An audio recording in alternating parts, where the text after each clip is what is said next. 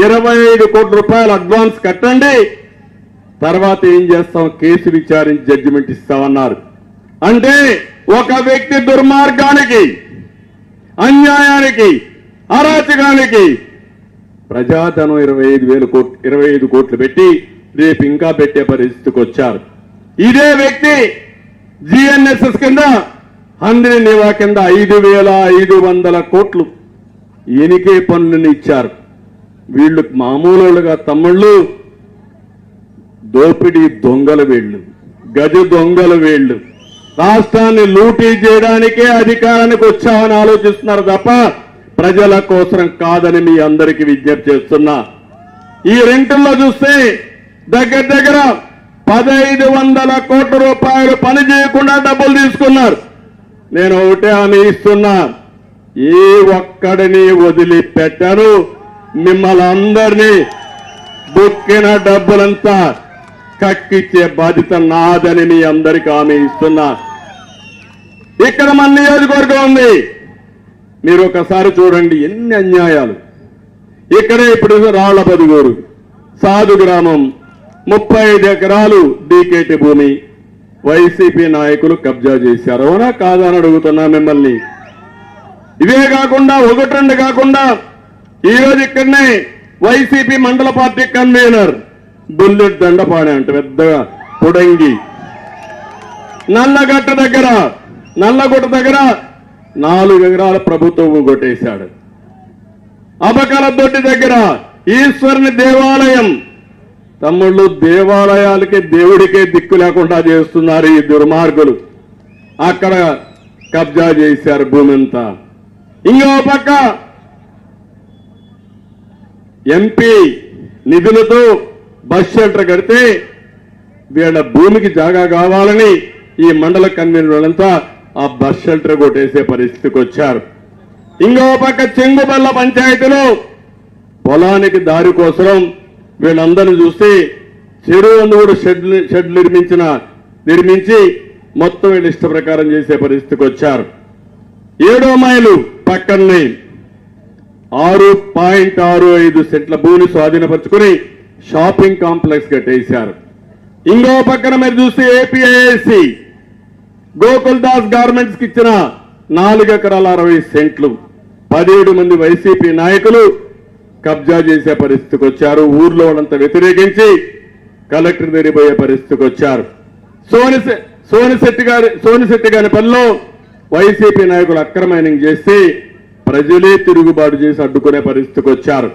అంటే మీరు ఒక్క విషయం గుర్తుపెట్టుకోవాలి, నా జీవితంలో ఎప్పుడు నేను ఊహించలేదు మన నియోజకవర్గం ఒక ప్రశాంతమైన నియోజకవర్గం అవునా కాదా అని మిమ్మల్ని అడుగుతున్నా. ఒకప్పుడు నేను ఒక మాట చెప్పేవాడిని, ఏ నియోజకవర్గంలో అయితే పోలీస్ స్టేషన్ కోర్టుకు పోయే పని లేని నియోజకవర్గం ఆనందంగా ఉంటారని. ఈరోజు 30 సంవత్సరాలు ఎప్పుడైనా మీకు ఇబ్బందులు కలిగించానా అని మిమ్మల్ని అడుగుతున్నా.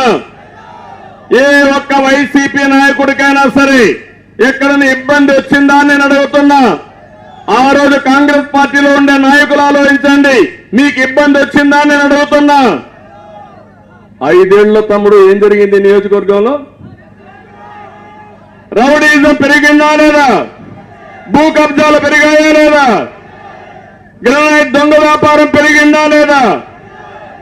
మాట్లాడితే తాగేసి వస్తారు, క్వార్టర్ బాటిల్ ఇప్పిస్తారు, అది నాసిరకం బ్రాంది, అది తాగతారు, ఇంకా వాడి ఆరోగ్యం పోయింది, మనకు శాంతి లేదు. అవునా కాదా? యువతను పెడదారిని పట్టించారు. నేను ఒకటే ఆలోచించాను, యువతను ముందుకు తీసుకుపోవాలని నేను ఆలోచిస్తే వీళ్ళు పెడదారిని పెట్టే పరిస్థితికి వచ్చారు.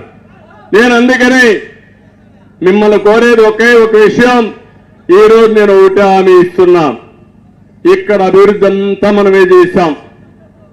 220 kVA సబ్ స్టేషన్ కానీ, బీసీ రెసిడెన్షియల్ స్కూల్ కానీ, ఐటీఐ బిల్డింగ్ కానీ, రాళ్లబదుగూరులో జూనియర్ కాలేజ్ కానీ, ఏపీ మోడల్ స్కూల్ కానీ, అన్ని స్కూల్స్ కి ప్రహరీ గోడలు కానీ, పాలారుపై చెక్ డ్యాములు కానీ, టీటీడీ కళ్యాణ మండపాలు కానీ 1-2 కాదు, అన్ని పనులు మనమే చేశాం. అదే మాదిరిగా రాళ్ల గంగమ్మ గుడికి 5 సెంట్లు ఇస్తే అది కూడా క్యాన్సిల్ చేసే పరిస్థితికి వచ్చారు. అంటే ఎక్కడికి పోతున్నారో నాకైతే అర్థం కావడం లేదు. ఇలాంటివి వచ్చినప్పుడు మళ్ళీ ఒకటే హామీ ఇస్తున్నాం, ప్రతి ఒక్క ఊర్లో ఎక్కడైనా సరే సిమెంట్ రోడ్డు కానీ లేకపోతే అన్ని ఊర్లో సిమెంట్ రోడ్లు వేయించే బాధ్యత నాదని మీ అందరికీ హామీ ఇస్తున్నా. మీ పొలాలకు పోయే రోడ్లన్నీ వేయించే బాధ్యత కూడా తీసుకుంటామని చెప్పి నేను మీకు తెలియజేస్తున్నా. ఇదే కాదు, గ్రామంలో పరిశుభ్రంగా అవడం కోసం నేను ఆ రోజు చెత్త నుంచి కాంపోస్ట్ తయారు చేసి షెడ్లు కట్టాను, అవి కూడా పోయినాయి. అదే మరిగా మరుగుదొడ్లు కట్టాం, వంట గ్యాస్ ఇచ్చాం, ఇంకో పక్క వీధి దీపాలు వేసాం, మంచినీరన్నీ కూడా ఎన్టీఆర్ జలశ్రీ కింద 2 రూపాయలకే 20 లీటర్లు మినరల్ వాటర్ ఇచ్చిన పార్టీ తెలుగుదేశం పార్టీ, దాన్ని కూడా నాశనం చేసేశారు. ఇవన్నీ కూడా ఈరోజు నేను ఒకటే మీకు హామీ ఇస్తున్నాను, అన్ని గ్రామాల్లో మౌలిక సదుపాయాలు పూర్తి చేస్తాను. అన్ని గ్రామాలకి సిమెంట్ రోడ్లు కానీ డబల్ రోడ్లు కానీ వేయించే బాధ్యత నాదని మరొకసారి మీ అందరికీ హామీ ఇస్తున్నా. ప్రాథమిక ఆరోగ్య కేంద్రాలు ఇవన్నీ కూడా వేయిస్తాను. ఇంకో పక్క ఇక్కడికి వచ్చినప్పుడు శాంతిపురం గడ్డూరు నుంచి కర్ణాటక సరిహద్దు వరకు డబల్ రోడ్డు కావాలన్నారు, తప్పకుండా వేయించే బాధ్యత తీసుకుంటాం. శివరామపురం నుండి వయా కొలమడుగు వరకు దండికుప్ప వరకు డబల్ రోడ్డు కావాలన్నది కూడా వేస్తాం. రాళ్లపదుగూరు నుంచి శివరాంపురం వయా గోవిందపల్లి వరకు డబల్ రోడ్డు కావాలన్నారు. ఇవే కాకుండా అన్ని గ్రామాలకు అనుసంధానం చేద్దాం. అది చేసి ఇప్పుడే ప్రణాళిక తయారు చేసుకుంటాం. ప్రభుత్వం వస్తానే అమలు చేసే బాధ్యత పార్టీ తీసుకుంటామని మీకు అందరికీ హామీ ఇస్తున్నా. శాంతిపురంలో